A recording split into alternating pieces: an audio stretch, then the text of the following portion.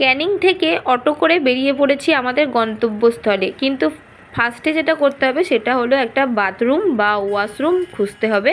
খুঁজে আমাকে ফ্রেশ হতে হবে, নয়তো আমার কিচ্ছু ভালো লাগছে না, এনার্জি আসছে না শরীরে। তারপরে এইখানেই একবারে ঘাট পার হওয়ার আগে আগে একটা বাথরুম পেয়েছিলাম, বেশ সুন্দর পরিষ্কার পরিচ্ছন্ন।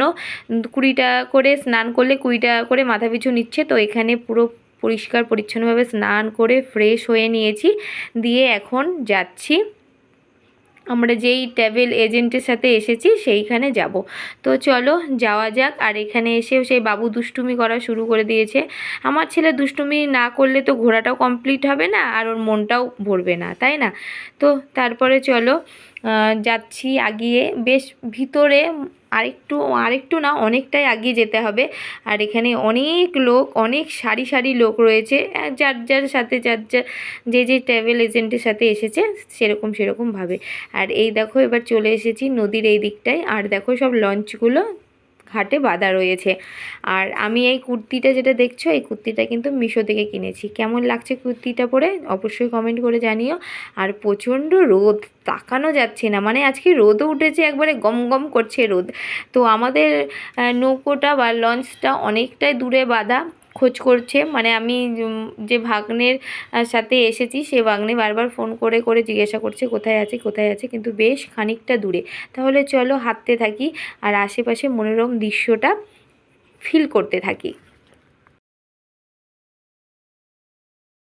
একটু করে আগাচ্ছি আর ভাবছি হয়তো এই লঞ্চটা হবে, একটু করে আগাচ্ছি আর ভাবছি হয়তো এই লঞ্চটা হবে। এই করতে করতে বেশ খানিকটা চলে এসেছি। এই রোদের মধ্যে সারাদিন না ঘুমিয়ে আর হাঁটতে পারছি না, মানে এক কথায় বিরক্ত লাগছে।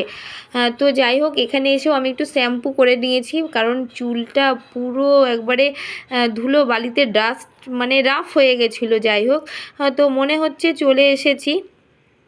আর এই দেখো আশেপাশটা কী সুন্দর ঘন জঙ্গল। না গো, এখনও আসেনি, মনে হওয়াটাই আমার ভুল, মানে আরেকটু আগিয়ে যেতে হবে। এই দেখো এবার চলে এসেছি। এই দেখো নৌকো, কিন্তু যেটা হলো এইখান থেকে লঞ্চে ওঠাটা খুব রিস্ক, মানে স্লিপ কেটে যাওয়ার ভয়। আমি তো খুব ভয় পাচ্ছিলাম যে আমি উঠতে পারবো। শেষমেশ ওই ভাগনার হাত ধরে উঠে পড়েছি উপরে।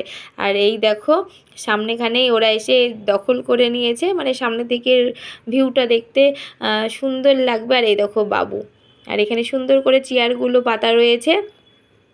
গোপালবাবু সিট গ্রহণ করে নিল। এখনও অনেকজন যারা রয়েছে তারা এখনও এসে পৌঁছায়নি, আমরাই ফার্স্ট।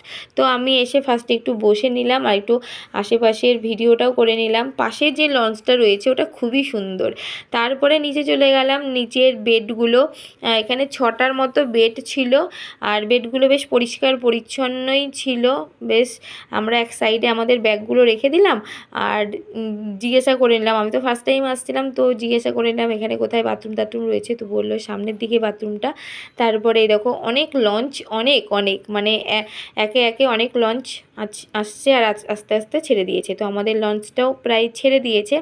তাহলে চলো এনজয় করে নিই আমি না, সরি, আমরা সবাই এনজয় করে নিই। আর মোটামুটি এই লঞ্চটাতে 40 জনের মতো রয়েছে। সকালের ব্রেকফাস্ট কিন্তু করা হয়ে গেছে, লুচি, আলুর দম, মিষ্টি। আর তারপরে চলে এসেছে লোটে মাছ ভাজা, এগুলো এখন খেয়ে নিই। চলো তারপরে খেয়ে নিয়ে একটু ঘুম দিয়ে নিয়েছিলাম। তারপরে বেরিয়ে পড়েছি। এখানে রয়েছে কি হ্যামিল্টনের বাড়ি, সেটাই দেখার উদ্দেশ্যে বেরিয়ে পড়েছি। আর বাইরে বেরিয়ে দেখছি ওরে বাবা রে, কি রোদের তাত, মানে হাঁটা যাচ্ছিল না। আমাদের ভুল হয়েছে, এখানে একটা আমাদের ছাতা নিতে হতো, সেটাই ভুল হয়ে গেছে। এই দেখো ওই যে দূরে যে বাড়িটা রয়েছে সেই বাড়িটা, সবাই যাচ্ছে আর ঘুরে ঘুরে সামনে থেকে চলে আসছে, কারণ তালা বন্ধ, আটকানো। তো চলো, এই দেখো এই রোদের মধ্যে একে তো সারা রাত ঘুম হয়নি, ক্লান্ত, তার মধ্যে বাবুকে কোলে কোলে নিয়ে গোপালবাবু হাঁটছে, প্রচণ্ড কষ্ট। তারপরে ওখান থেকে বেরিয়ে পড়েছি। এখানে এই বাজারের ভিতর দিয়ে বেশ খানিকটায় যেতে হবে, গিয়ে রয়েছে রবীন্দ্রনাথের বাড়ি। আর এখানে কি সুন্দর দেখো জুতো রয়েছে, তারপরে কুর্তি, ব্যাগ, ভালো লাগছিলো, মার্কেটের ভিতর দিয়ে যেতে ভালো লাগছিলো। তারপরে নিয়ে নিলাম খেয়ে নিলাম আইসক্রিম, এটা খাইছে ভাগ্নে। তো চলে এসেছি রবীন্দ্রনাথের বাড়ির সামনে, আর এসে দেখছি ওরে বাবা রে কী ভিড় কী ভিড়। আমি বললাম থাক ঢোকার দরকার নেই, তো ওখানে ঢুকিনি, একবারে চলে এসেছি লঞ্চে। আর লঞ্চে এসে বিশ্বাস করো একটুও ভালো লাগছে না, মনে হচ্ছে কখন গিয়ে নামবো। তো যাই হোক, এইখান থেকে দেখা যাচ্ছে দূরের একটা মন্দির, খুব সুন্দর লাগছিল, নদীর কিনারায় একটা মন্দির। আর এই পাশের লঞ্চটা দেখো আরও সুন্দর, কি দারুণ লাগছিল, তাই ক্যাপচার না করে কি আর থাকা যায়, তাই একটু ক্যাপচার করে নিলাম।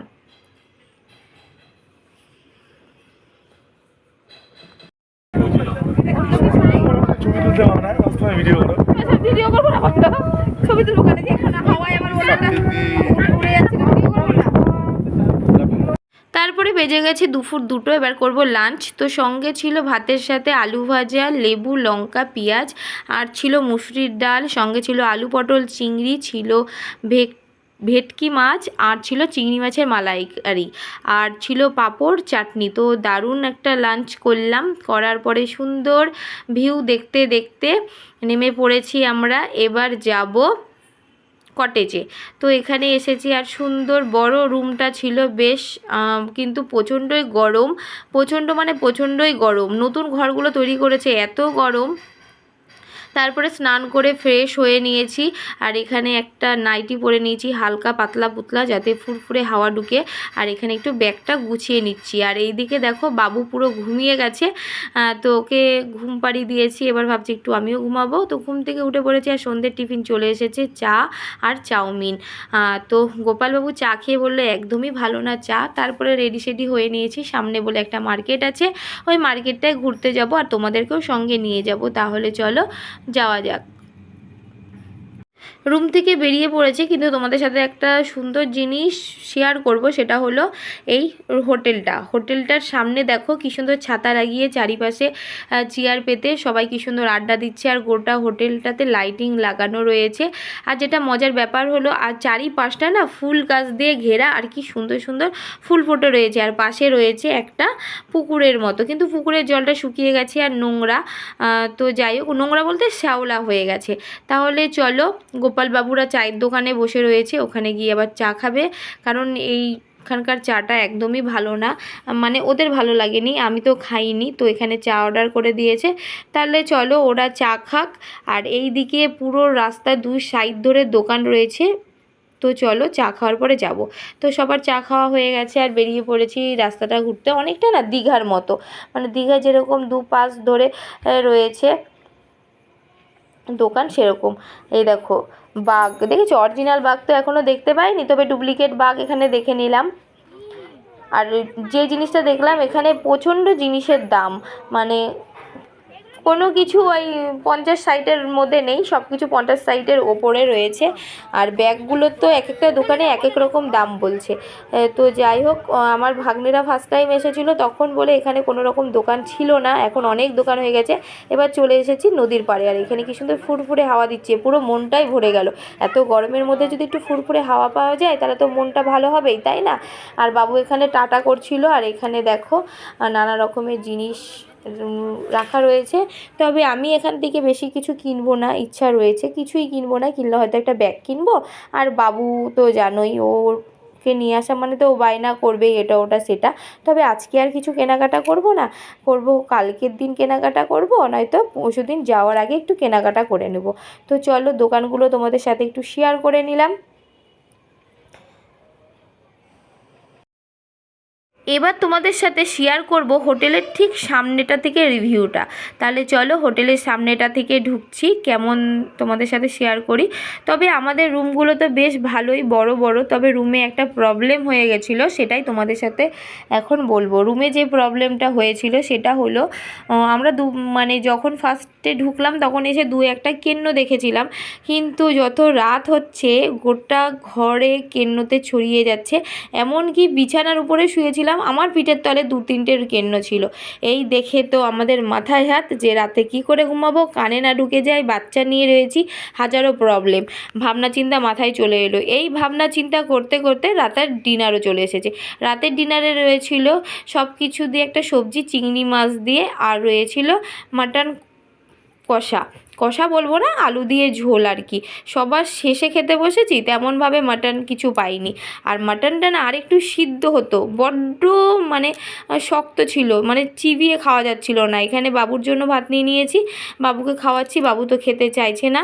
আর সবাই মিলে বসে পড়েছি। তারপরে তোমাদেরকে বললাম না যে হোটেলে একটা প্রবলেম হয়েছে, তার জন্য আমাদেরকে আলাদা পাশের যে হোটেলটা দেখালাম লাইটিং দেওয়া ছিল, সেই হোটেলে দুটো রুম দিয়েছে এখানে শোয়ার জন্য, রাতের ঘুমটুকুর জন্য। তো সেই রুমে চলে এসেছি, আর এসে দেখো বসে পড়েছি। প্রচণ্ড ক্লান্ত লাগছে, এখন শুতে শুতে ঘুমিয়ে পড়বো, মরার মতো ঘুমাবো। যাই হোক, আর গোপালবাবু গেছিলো বাথরুমে। তো চলো আজকের মতো ভিডিওটা শেষ করি, এবার একটু শান্তিতে নিদ্রা নেব। বাবু কখন ঘুমায় সেটারই অপেক্ষায়। তাহলে চলো আজকের মতো ভিডিওটা এইটুকুই, টাটা, গুড নাইট, সবাই ভালো থেকো।